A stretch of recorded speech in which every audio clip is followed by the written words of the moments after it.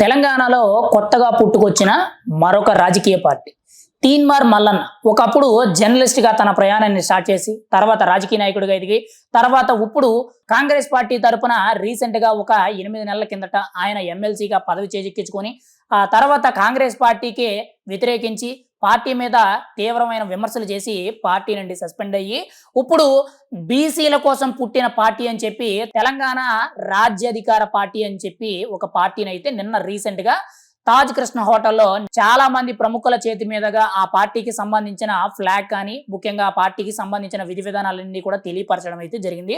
ఇప్పటికే కూడా తెలంగాణలో BRS party, Congress party, BJP పార్టీలు అయితే చాలా కీలకంగా బలంగా ఉన్నాయని మనం అయితే చెప్పుకోవచ్చు.